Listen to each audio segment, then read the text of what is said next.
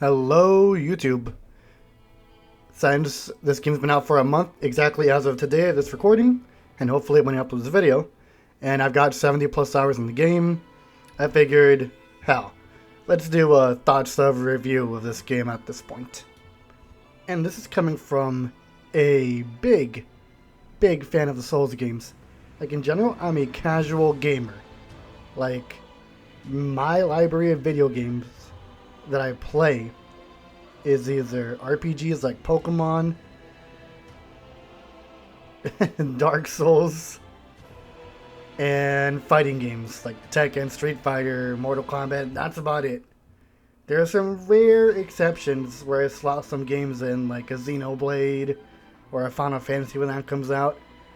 But other than that, my bread and butter games I always go back to, no matter what, is the Souls games, Pokemon, and a big array of fighting games. But other than that, I'm a filthy fucking casual. Like, I do not play these type of games. These roguelike survival games, battle royale. Like, I've touched Fortnite every now and then, but I've never got the appeal. Never got the appeal of the circle coming in and getting random loot and all that. Like looter shooters as well. That does not appeal to me. I'm not that type of gamer. You know, I strictly just played Dark Souls, Pokemon, stuff like that. Long RPGs, Final Fantasy, Xenoblade, that type of thing. And then my sort of fast-paced games are one-on-one games, like fighting games. So a multiplayer team-centric game, I was very hesitant to play this, and if I would even like it. But oh boy, I'm playing footage of my first stream playing this, and they did an amazing job with changing the pace of how to play the game, along with just making it very simple as to what you are supposed to be doing. Like, I just got in there and played. This is a great game to just pick up and play, have a run or two, and just put it down. Like, it is very easy to play and fun. I mean, yes, the bosses are a bit hard, but honestly, I feel like this game is way easier than just playing Elden Ring, because you don't have to deal with all the building, your character, or your builds, whether it's strength, dex, magic, faith, what have you. No, they streamlined every single thing. It's much more fast-paced, the controls are very tight and responsive, and even the pinning system in the map, for as much as people have complained about it, I think it's fine. Like, it works really well. Like, this is my first type of online game, so I guess when people who are more into these types of games play this and see that some features aren't in there from, I don't know, games probably like Destiny, or that's all I can think of, just Destiny, like a looter shooter. I can see what they mean by it's very minimalistic and it lacks some things that modern games should have. But I don't really care about that stuff. That doesn't diminish the experience or devalue this game in any way. This game is just pure, straight up fun. It is, especially with friends, it is really, really fun. And there's just, at least when I'm in the game, there's no time to really think about any complaints other than just in-game mechanics. Or like, I have an example right now. We're in the Scarlet Rot portion of the map, and we're fighting a boss. And this fucking Erdtree dude just shows up out of nowhere, the Erdtree avatar. I remember my friend just being like, hey, he's staring at us. He just started shooting us. So we're trying to still defeat the gargoyle boss and then make it to the safe zone. And this type of stuff is just what makes the game for me. Like, the randomest shit could happen on your run, and it's completely out of your control. And then it's up to you how you want to approach it. Like, yeah, me and my homie died here in defeating this boss, or our guardian friend just went to the safe zone. But yeah, it's just like, no one run is the same. Like, no two runs are the same. Like, that's the first time that's happened to me in like 70 plus hours of playing this game. And I thought it was fucking amazing. I had a blast playing. Someone's car alarm went off. Okay, whatever.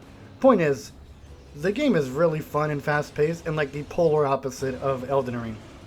And I know some people that would probably jump into this game from Dark Souls, Elden Ring, Bloodborne, you know, what have you, whatever your favorite game is of that genre or series, are not gonna like this because of just how fast and I guess uncontrollable some of the elements are. Like, uncontrollable, because you can't really pick what weapons and what drops you're gonna get.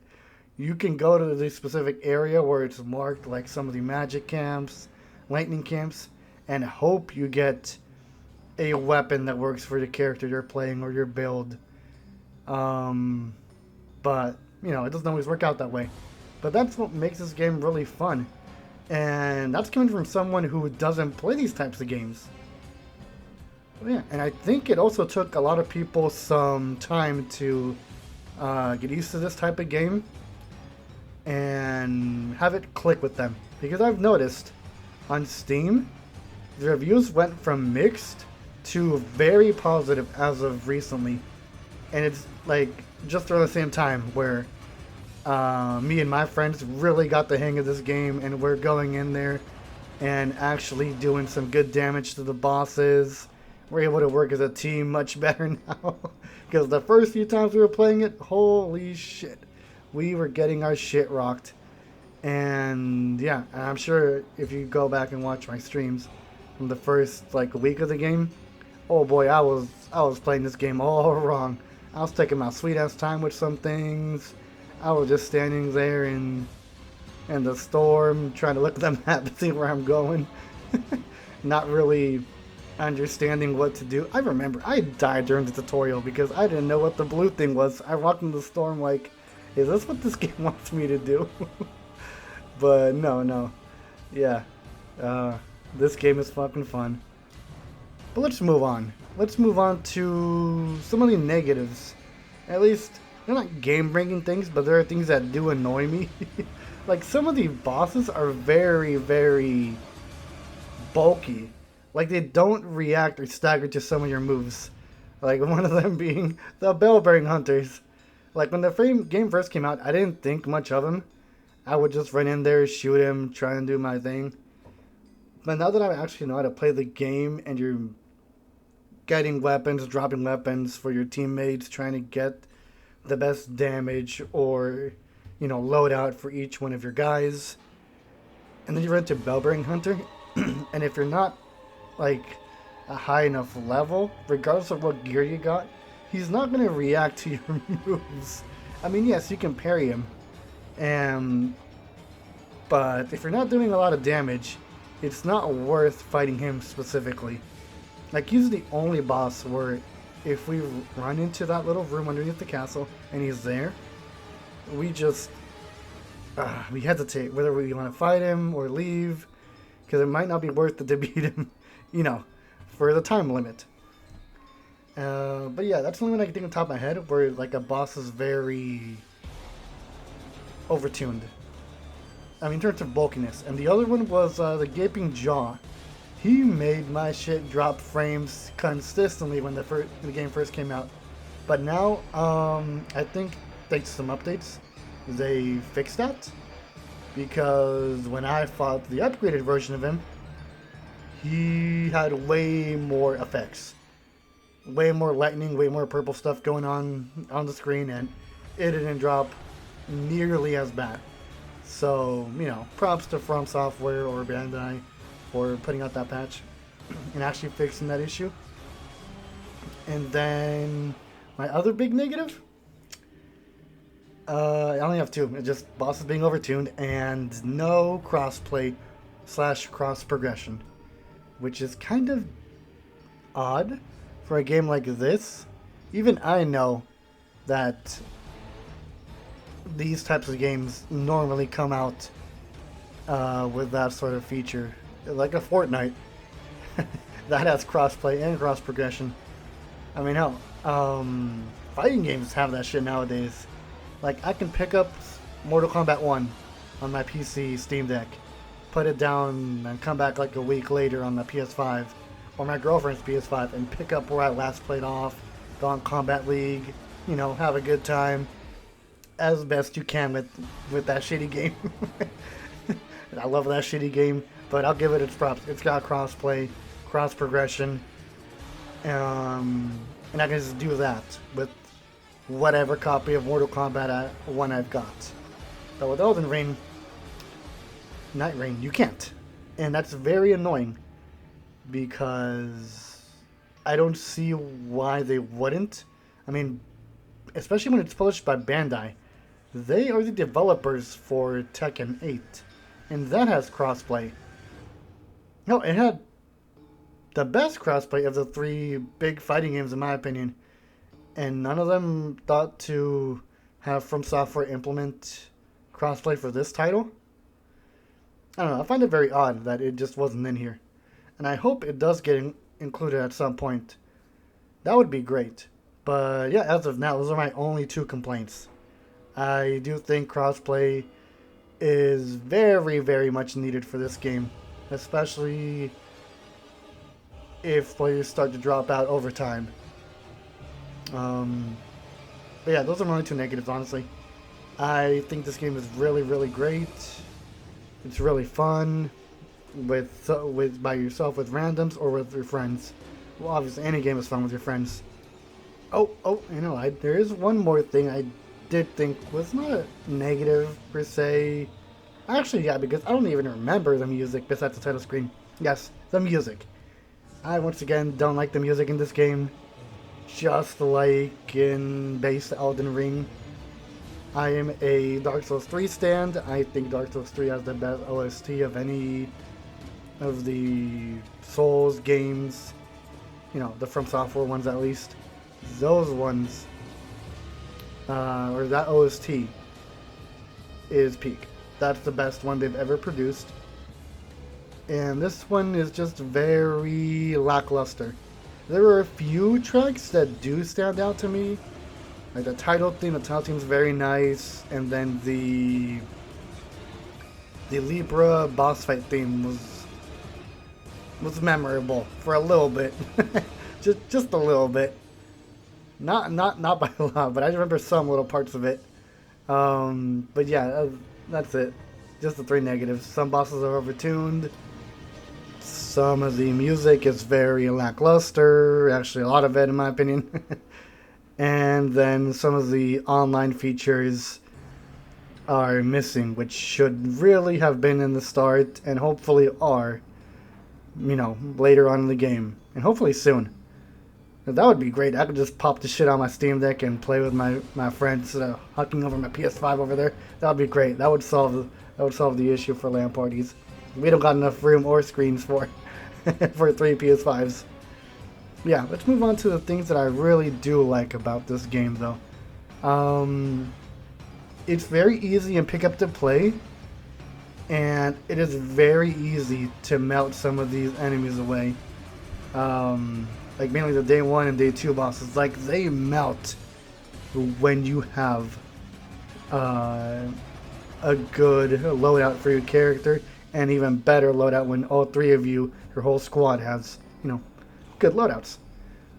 And funnily enough, you can just play any combination of classes and you will be fine. Like legit, you could play all John Nightreigns, which I did once, and that's how I beat the final boss the first time. It was just me and 2 randos just all immediately clicking on Wilder, and we all hopped on and just had a fucking good time ulting and jump attacking the boss until he fucking died.